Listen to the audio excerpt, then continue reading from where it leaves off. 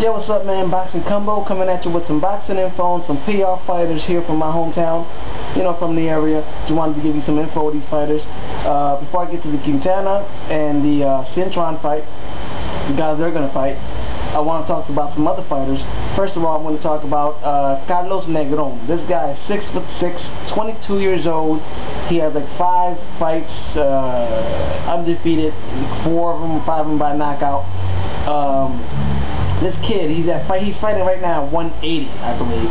But he's looking, you know, he's building up his body. He's looking to end up fighting in the heavyweight division. He seems to have good skills. He seems to have good experience. He's 22 years old. So I look at Carlos Negron, 6'6", as a, you know, he could be the future of the heavyweights. You never know, because by the time the guy, you know, Carlos Negron moves up in popularity in that weight class heavyweight division, the Klitschko's will be long gone by then. So much respect to the Klitschko's though. Great heavyweights. Carlos Negron, I hope to see more of you, and I think that guys should start to look this kid up. There's also a couple more young people. Dante Wilder, I don't know if guys have seen him. I saw him, man. This kid, you know, he's starting to learn a little bit more on the technical side of the boxing, and hope to see more of him. So there's a lot of young prospects in the heavyweight division that are probably going to, you know, build that division and make it better. Anyway, I also wanted to get to Preso Kendo. Y'all remember Preso Kendo, the guy who fought David Tua? I heard David Tua is going to fight in the near future. He had a fight coming up. I think it was postponed. A friend of mine here on YouTube, my postro, had told me that they were going to fight in, I forgot the country, but he was going to fight. I don't know what happened. It was postponed. But Tua, remember when David Tua fought Preso Kendo? I know he's from Boricua descent, but I don't know if he's from New York. I think he's from New York of his grandfathers or his father was from Puerto Rico or something.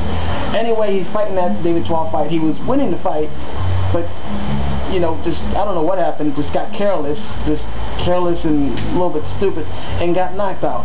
And then after that, he's done a couple fights here and there, and he fought Chris Bird. He won that fight, and he robbed him, and he gave it to Chris Bird. Then he fought a couple other fights.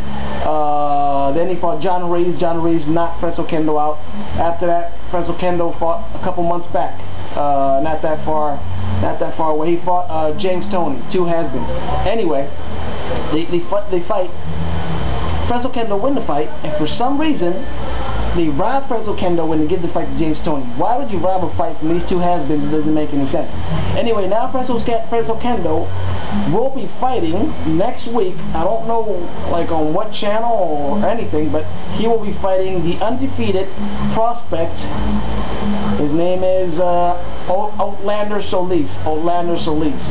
The Cuban Orlando Solis. I haven't seen him yet. If I seen him, I don't remember, but if I see his face, I'll remember anyway. Guy's 14-0, 10 KOs. And just by the way, Preso Kendo's record is 31-5, 20 KOs. He is a very good boxer, Preso Kendo. He just doesn't keep it together for some reason. Anyway, you have to Tuwashki Nochushka. This is one of the CMB belt holder in the 122 division. You know that Juanma Lopez from Puerto Rico has the OMB, and Celestino Caballero from Colombia, I believe, has the 2 other belts. So these 3 might find themselves in the mix. I've already talked about Celestino Caballero versus Juanma in the future, but Juanma has a fight next week. I believe it's in New York. I heard it's pay-per-view. I hope it's not pay-per-view, because Juanma Lopez is going to be fighting a guy called Rogers Matuaga. I believe he's African from Africa, living in New York, but a guy that we don't know. I heard he has kind of that Oliver Lunchy style, that it's kind of, you know, strange, or he's grabbing, he makes it real difficult. He'll try to headbutt, he'll try to do all these little stunts in the ring. Anyway, I hope that it's not true, what I heard, that it's pay-per-view. Because if that fight is pay-per-view, come on, Juanma Lopez, how can you expect someone to pay $40 to see you fight someone we don't know? If it was Celestino Caballero, man, that would make sense. You know, you could pay to see that. Anyway, Juanma, you know, was a great prospect. He's 26 years old, I believe. He's undefeated. Guy, you know, he has that Trinidad knockout power, I believe. So, you know, Juanma Lopez, do your thing, man. Anyway, Kermit Cintron will be fighting a Brazilian called Julio Ramos, 15-2 and 12 KOs. Julio Ramos from Brazil. I've never seen him fight. Anyway, Kermit Cintron had a fight in December. You know what I was talking about? They were mixing up the dates with the Parvic fight. Well, the fight, now that I heard, is Parvic versus Williams, December. Kermit Cintron was going to fight in the undercard with Joshua Clottey for the title on HBO. But the thing was, Kermit Cintron was willing to take the fight if they were to let him fight now here in Puerto Rico in October. And HBO said no, obviously, because if they're going to sign a contract, they don't want to risk Cintron to come to Puerto Rico and lose or something like that. You know, things can happen. But he decided to say no to HBO coverage, more money, and a title defense, a title shot versus Joshua Clottey, because his dream, Kermit Cintron's dream, has always been to fight here in Puerto Rico. I think he was born here in Puerto Rico, but left as a young kid and was raised in the States, or his father or his grandfathers were born here, or something like that. Anyway, his dream was always to fight here, and so he said, I want to fight here, so, you know, forget about HBO, I'm going to fight here, and then whatever happens, happens. So much respect, man. If that's his dream, he passed a big chance. You know, a lot of people will kill for a chance to fight on HBO for a title shot, and for him just to say no because he wants to fight here in PR, that's been his dream. You know, much respect, Kermit Cintron, and I hope you do your thing, but it's always a risk. It's always a risk. You can fight a guy, I don't know, you probably don't even know that guy, who that guy is, so it's always a risk. Anyway, Carlos Quintana will be fighting Jesse Feliciano.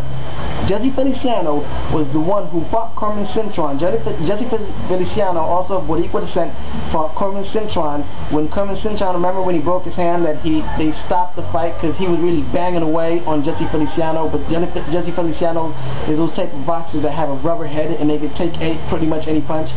And at the end of the fight, they stopped the fight because Jesse Feliciano was taking too many punches, and Kermit Cintron started rolling around the ground because he broke his hand or something like that.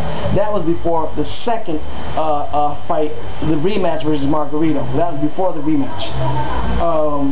So that's the news I have on that.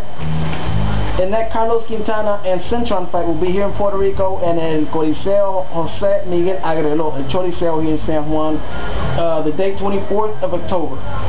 That'll be like in 2 weeks. Anyway, I got some comments here on Shane Mosley talking about the Cotto Pacquiao fight.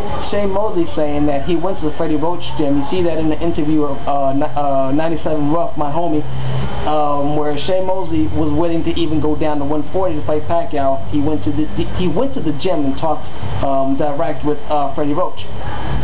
You know, they gave the fight to Cotto. Everything's gonna happen. Cotto, Pacquiao, y'all know the deal.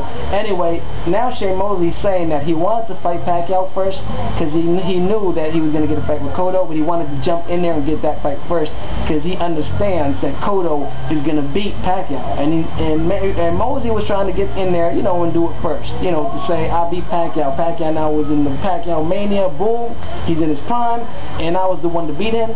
But he didn't get the chance. He said it, you know, because he knew that this guy is not going to get that far fighting welterweights, and he's the most probable chance that he's going to lose against Cotto. That's what Shane Mosley said.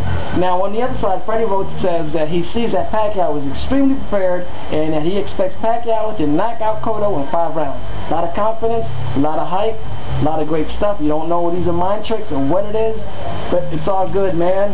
A lot of good fights for us, for the boxing fans. Some more news on me, Boxingcombo. They took a couple pictures a couple months back about me and my colleagues where I work at. I'm a barber. I didn't expect it to actually be on a newspaper, so I'm going to show a little bit of it, but it's a little tight on the top. It doesn't matter because the owner is my friend, so he gave me permission to show this for the YouTube people. I don't know if you're going to see this because it's kind of small, but it's funny. I'm the one in the black shirt. You're probably not even going to see it there. But that's me here. That's where I work, the colleagues and everything. It was just funny to see myself in a newspaper. Crazy. But man, Boxingcombo, much respect. I don't know how much time I have on there. Anyway, much respect to the whole fam, everyone, Boxingcombo. Well, I'm giving my respect to myself. To the whole boxing community. Much respect, much love, and peace out.